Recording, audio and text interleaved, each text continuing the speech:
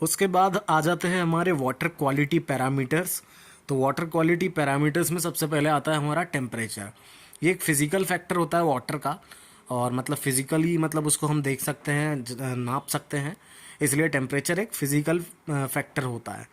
उसके बाद rates of reaction are influenced by temperature.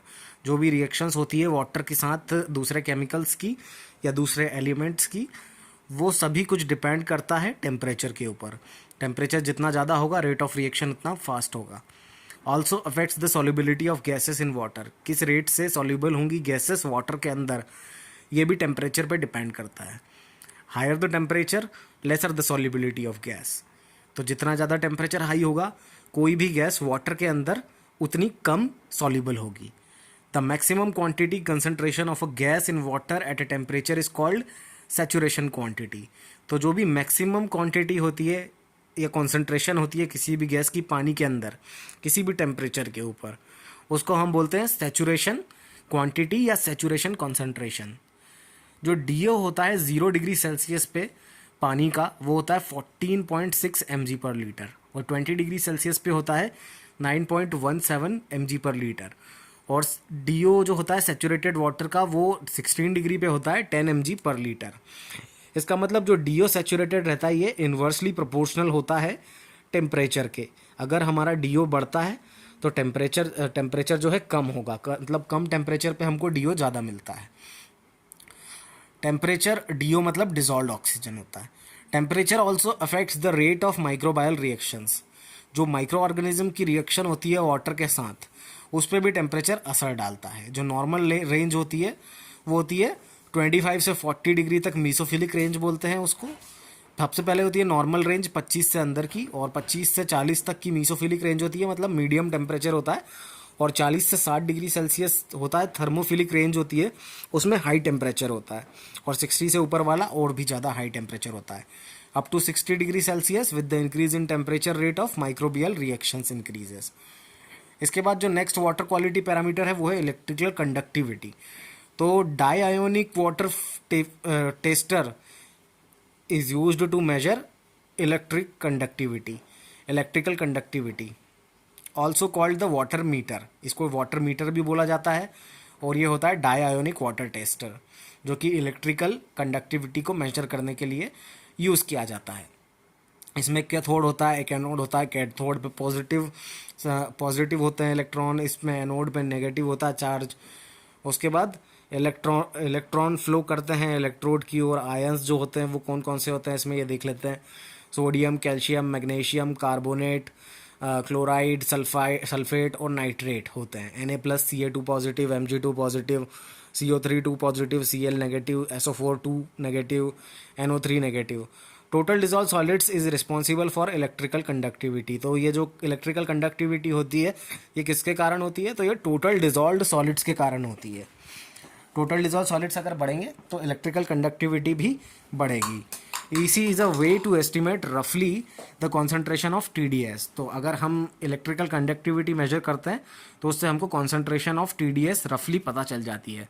The test is called as specific conductivity test, और इसके लिए हम जो टेस्ट करते हैं उसको बोला जाता है स्पेसिफिक कंडक्टिविटी टेस्ट। जो स्टैंडर्ड टेम्परेचर होता है इस टेस्ट के लिए वो होता है 25 डिग्री सेल्सियस। टेम्परेचर अगर बढ़ता है तो मोबिलिटी ऑफ इलेक्ट्रॉन्स बढ़ते हैं, और इलेक्ट्रॉन्स के बढ़ने की मोबिलिटी के बढ़ने के कारण इलेक्ट्रिकल जो कंडक्टिविटी है वो भी बढ़ती है हमारी। एक नोट है इंपॉर्टेंट अगले वाटर क्वालिटी पैरामीटर पर जाने से पहले कि ऑप्टिमम टेम्परेचर रहता है ड्रिंकिंग वाटर के लिए होता है 10 से 25 डिग्री सेल्सियस। तो इसकी लोअर लिमिट भी कभी कभी पूछता है एग्जाम में कि जो लोअर लिमिट होती है ऑप्टिमम टेम्परेचर की वो कितनी होती है, तो वो 10 डिग्री सेल्सियस होती है, और मैक्सिमम तो 25 डिग्री होती है। उसके बाद TdS in drinking water should be limited to 500 mg/लीटर। तो जो टोटल डिजॉल्व सॉलिड्स जो हैं वो ड्रिंकिंग वाटर मतलब पीने के पानी में 500 mg/लीटर तक होना चाहिए, और मैक्सिमम 2000 mg/लीटर तक होना चाहिए। तो इसकी लिमिटिंग जो लिमिट है वो है 500 mg/लीटर, और जिसकी मैक्सिमम परमिसिबल लिमिट है वो है 2000 mg/लीटर।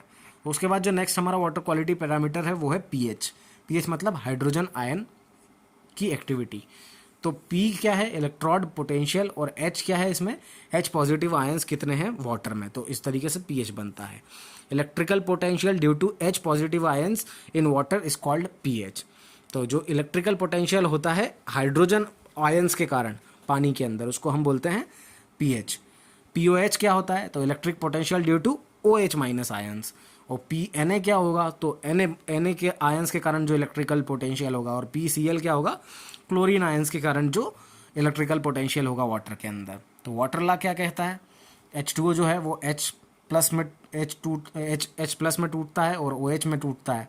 This reaction can go forward और बैकवर्ड, तो इससे जुड़ भी सकता है और बढ़ भी सकता है। ये रिवर्सिबल भी रिएक्शन है और इरिवर्सिबल रिएक्शन भी है। स्टैंडर्ड टेम्परेचर जो है वो हमारा होता है 25 डिग्री सेल्सियस। तो एक्सपेरिमेंटली इस टेम्परेचर पे H प्लस आयंस और OH माइनस आयंस, इनका प्रोडक्ट होता है 10⁻⁻14। और इसको जब हम कैलकुलेट करते हैं, मतलब इनका अगर इनकी कॉन्सेंट्रेशन देखें जो मोल्स पर लीटर में होती है, तो इसके पूरा हमको कैलकुलेट करके ये मिल जाता है कि पीएच प्लस POH इन दोनों आयन की कॉन्सेंट्रेशन का जो सम होता है वो होता है 14 के बराबर। Measure of pH is done by potentiometer. जो पीएच को हम मेजर करते हैं तो वो किससे मेजर करते हैं? पोटेंशियोमीटर से मेजर करते हैं। पोटेंशियोमीटर क्या होता है? ये एक्यूरेटली मेजर करने के लिए हम पीएच का इसका यूज़ करते हैं। स्पेशल इलेक्ट्रोड होता है इसके अंदर और कैलोमिल इलेक्ट्रोड इसके अंदर होता है। तो पीएच और पीओएच इन दोनों को ये दोनों अगर 7 है तो इसका मतलब जो हमारा वाटर है वो है न्यूट्रल। उसके बाद अगर हमारा पीएच लेस देन 7 है और पीओएच ग्रेटर देन 7 है तो हमारा वाटर जो है वो है एसिडिक।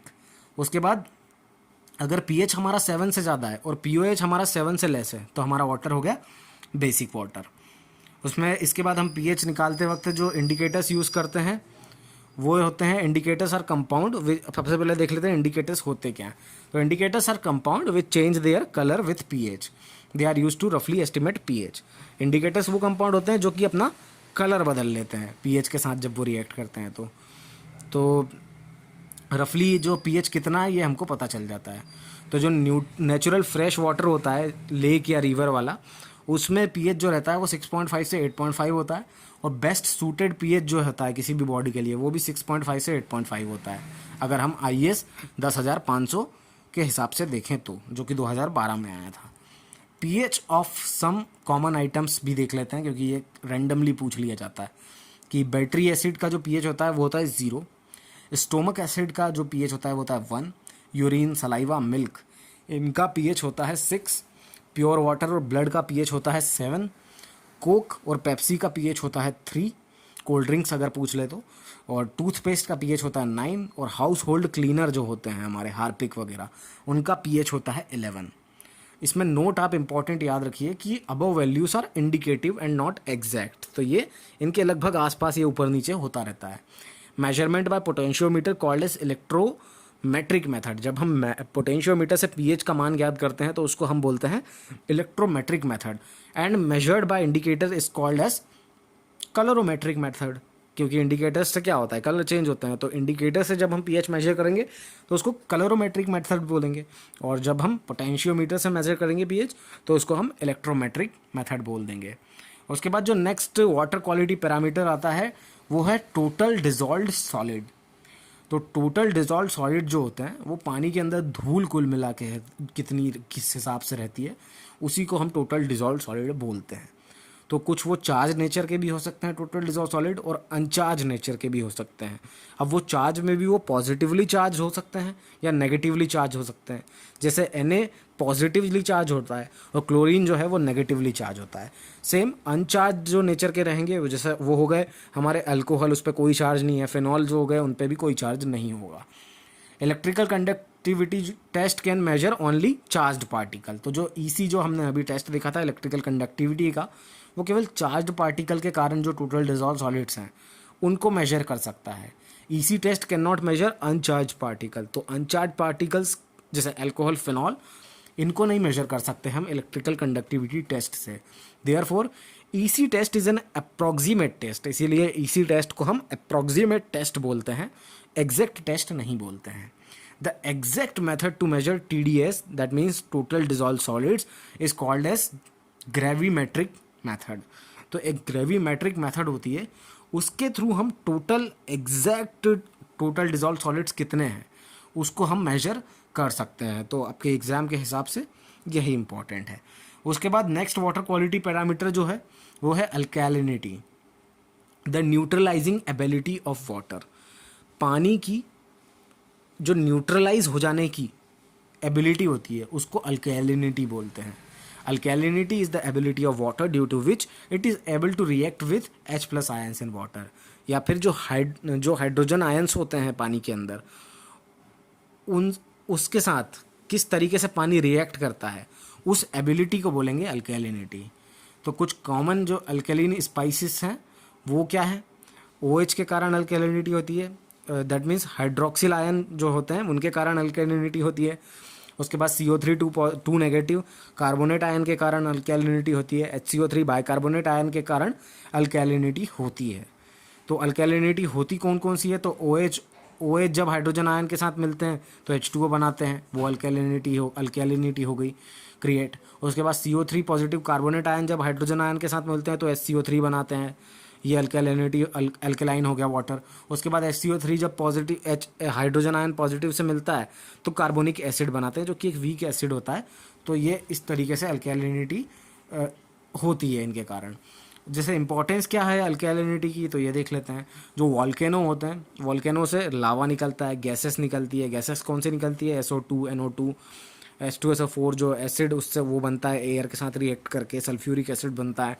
NO2 से HNO3 बनता है, नाइट्रिक एसिड बनता है जो कि काफ़ी स्ट्रॉन्ग एसिड होता है। तो H2SO4 HNO3 ये सारे फिर ब्रेक होते हैं 2H में और SO4 2 नेगेटिव में, HNO3 H पॉजिटिव में, H और NO3 नेगेटिव में। Alkalinity water is essential for life forms to involve and exist. तो ज़िंदगी के एग्जिस्ट होने के लिए और इवॉल्व होने के लिए अल्कैलिनिटी जो है पानी में वो एक बहुत ही इंपॉर्टेंट प्रॉपर्टी है। Alkalinity is most important to neutralise the acidic which comes in water from various sources. तो अलग अलग सोर्सेज से जो भी एसिड्स आ रहे हैं पानी के अंदर उनको न्यूट्रलाइज करने के लिए अल्कैलिनिटी पानी में होना ही चाहिए। एक्सेप्टेबल और परमिसिबल लिमिट जो है अल्कैलिनिटी की वो है 200 mg/लीटर। मैक्सिमम लिमिट और कॉज ऑफ रिजेक्शन है वो है 600 mg/लीटर। तो अल्कैलिनिटी की लिमिट है 200 से 600 mg/लीटर CO3 में मेजर करते हैं इसको। अल्कैलिनिटी कॉजेस डिपोजिशन और इंक्रस्टेशन। अब अल्कैलिनिटी के कारण क्या होता है, जो पाइप्स रहते हैं उसके अंदर जब पानी बहता है तो वहाँ पे एक वाइट लेयर सी बन जाती है और उस वाइट लेयर को बोलते हैं हम इंक्रस्टेशन या डिपोजिशन भी बोल सकते हैं।